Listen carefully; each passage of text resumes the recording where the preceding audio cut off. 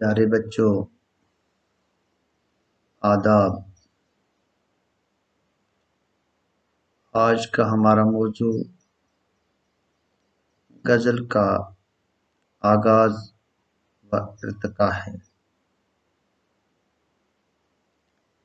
اردو میں سب سے پہلے غزل کس نے لکھی یا پھر پہلا غزل کو کسے مانا جائے، اس سلسلے میں ناقدین کے ہاں تضاد ملتا ہے۔ کچھ عرصہ پہلے تک ولی دکنی کو ہی اردو غزل کا باو آدم کہا جاتا رہا، لیکن جدید تحقیق کے مطابق غزل کے اولین نقوش ہمیں امیر خسرو کے کلام میں ملتے ہیں، جس کا اندازہ ان کے اس شعر سے لگایا جا سکتا ہے: گوری سوئے سیج پر مکھ پر ڈرائے کیس، چل خسرو گر اپنے رین بئی چوبیس۔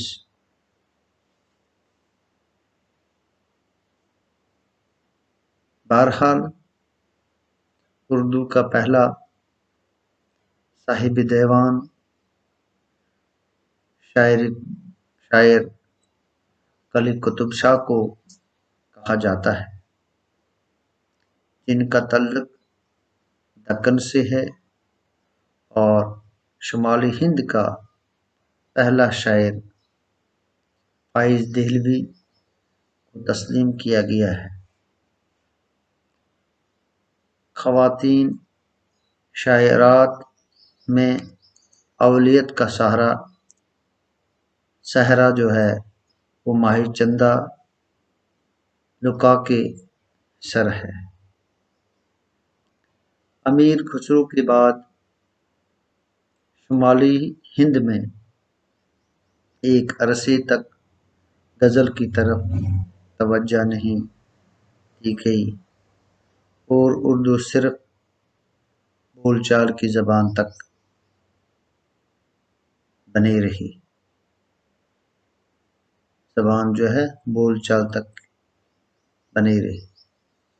لیکن جب دکن میں اردو غزل کا رواج ہوا تو قلی قطب شاہ، فیروزی، مشتاق،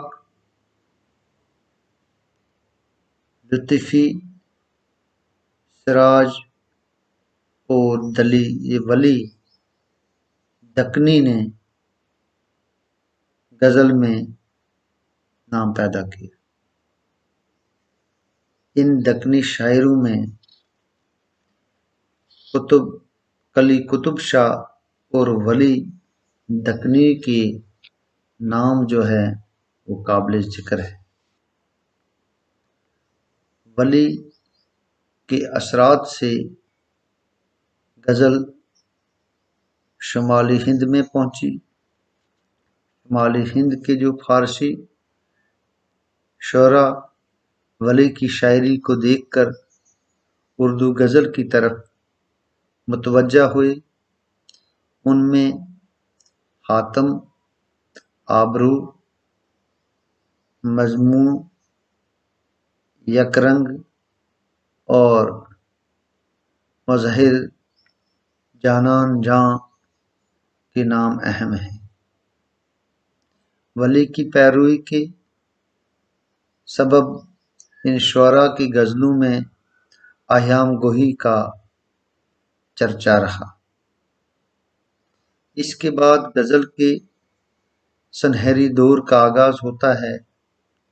اس دور کا لافانی شاعر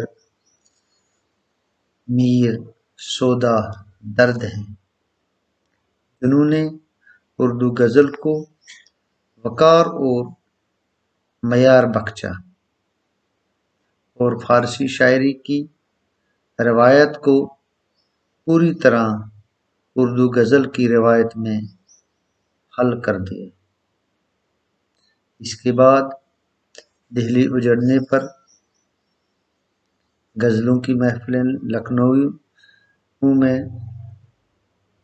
جمتی رہی۔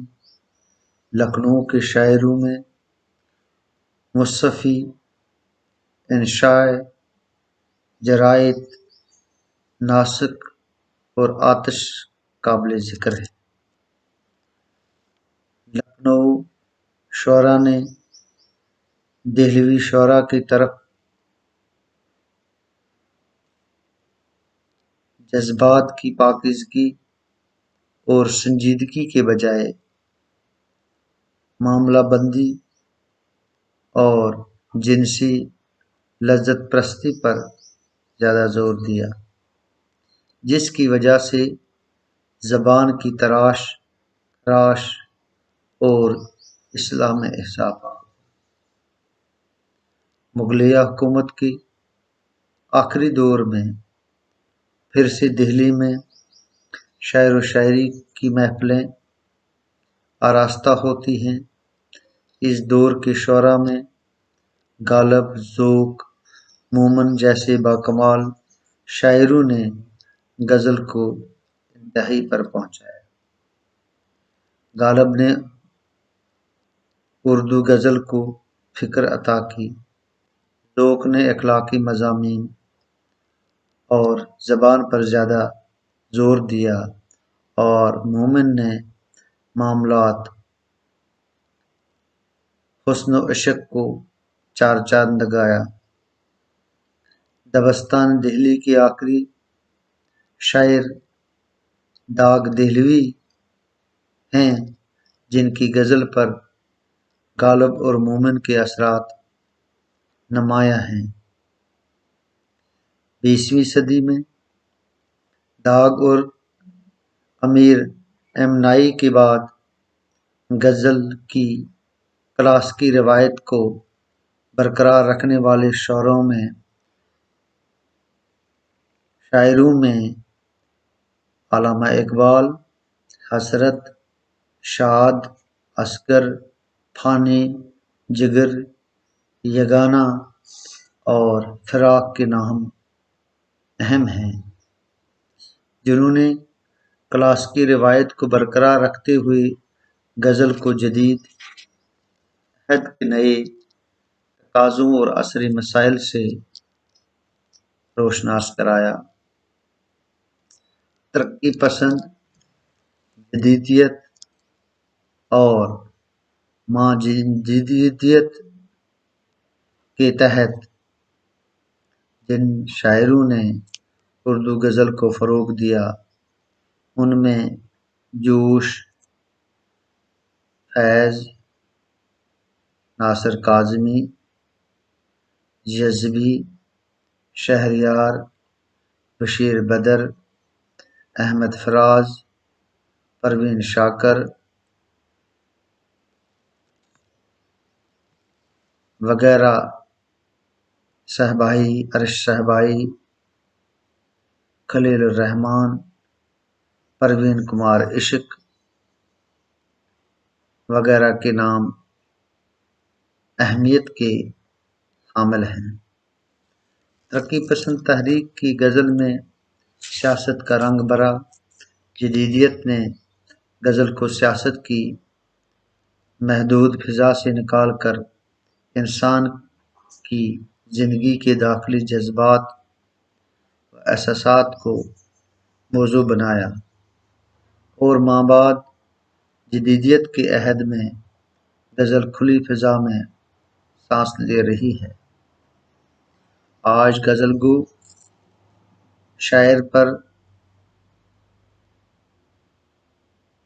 کوئی نظریاتی پابندی نہیں رہی ہے، وہ زندگی اور کائنات کے کسی بھی پہلو پر کسی بھی انداز میں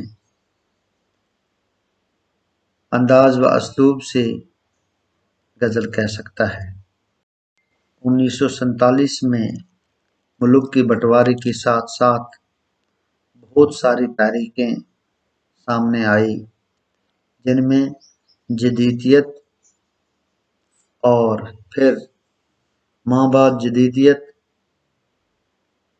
سب سے اہم تحریکیں ہیں۔ ان تحریکوں نے غزل کو ایسے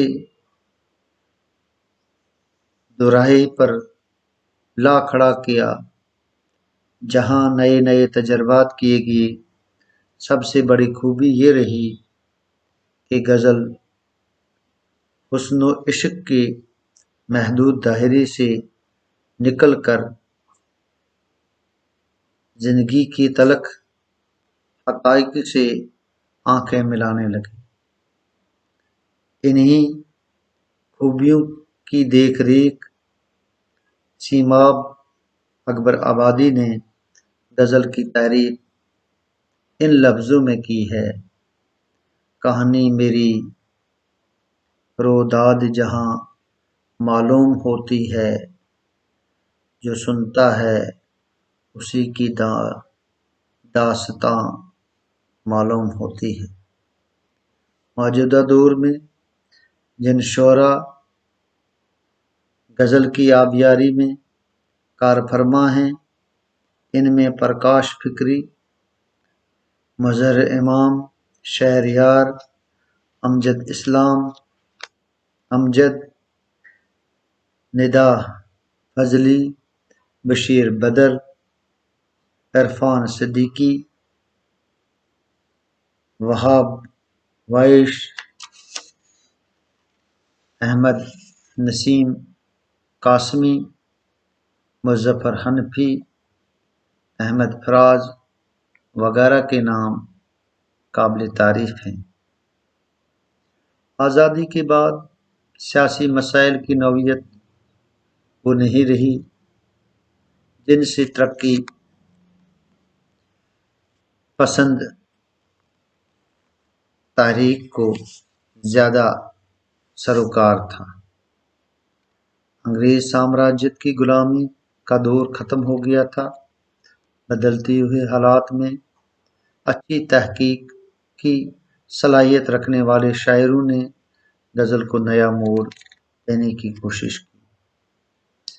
یہ شاعر آزاد و خیال تھے اور ادب کو کسی سیاسی نظریے سے وابستہ کرنے کے قائل نہیں تھے۔ ان شاعروں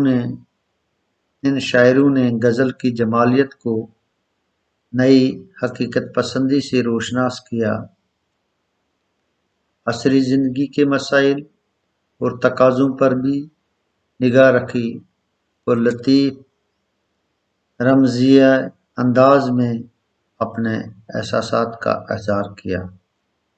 آزادی کے فوری بعد جدید غزل کے رجحانات کا اندازہ ان اشعار سے لگایا جا سکتا ہے: نگری نگری پھرا مسافر، گھر کا راستہ بھول گیا، کیا ہے تیرا کیا ہے میرا، اپنا پرایا بھول گیا۔ یہ میرا جی کا شعر ہے۔ وزیر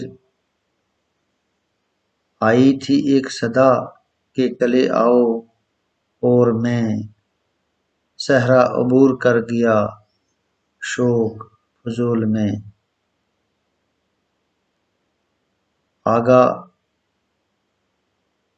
اگر تو اتفاقاً مل بھی جائے، تیری فطرت کے صدائے کم نہ ہوں گے۔ مجموعی طور پر فکری، عصری، سماجی و ثقافتی صورتحال کے دباؤ میں زبان، موضوع، فکر و دانش اور جذبہ و احساسات کی تازہ کاری کے سبب جدید غزل کی جو نئی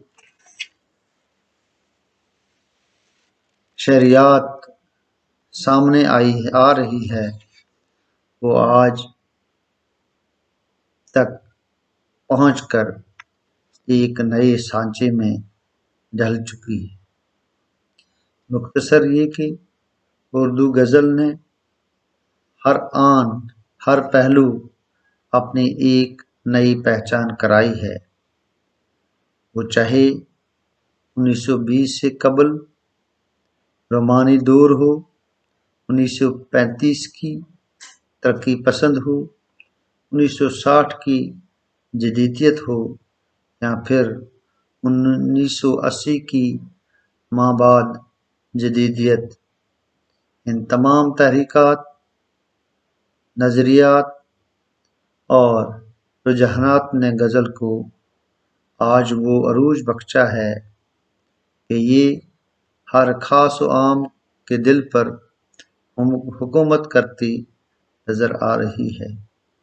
یہی وجہ ہے کہ ہم اسے ایک بین الاقوامی صدا کہہ سکتے ہیں۔ شکریہ۔